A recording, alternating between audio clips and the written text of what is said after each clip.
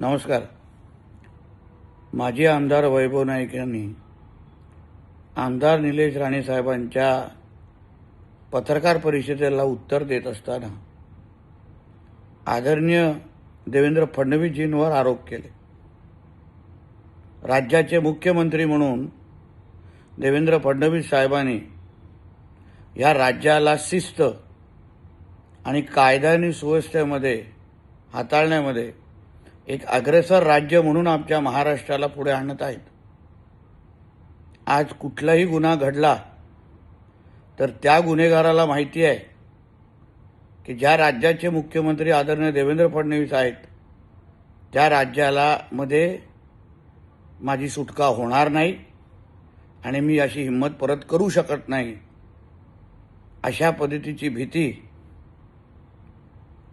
सगळ्याच गुन्हेगारांमध्ये आज बसलेली आहे. खात्यातले काही अधिकारी हे चुकीचं काम करत असले तरी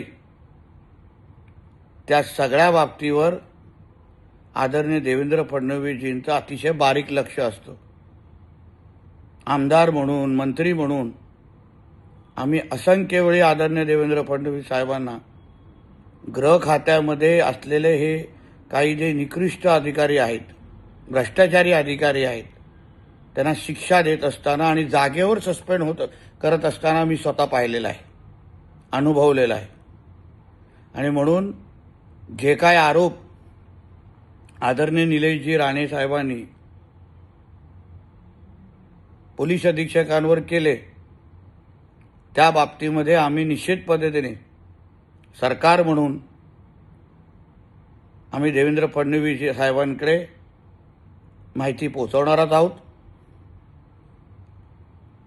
कुठेही चूक झाली असेल तर निश्चित पद्धतीने महायुतीचं सरकार म्हणून आम्ही कोणालाच सोडणार नाही ही आमची ठाम भूमिका आहे. पण ते बोलत असताना ज्या आदरणीय देवेंद्र फडणवीस साहेबांनी कुठल्याच गुन्हेगाराला कधी साथ दिली नाही, आज जे काय भ्रष्टाचार मुक्त महाराष्ट्र,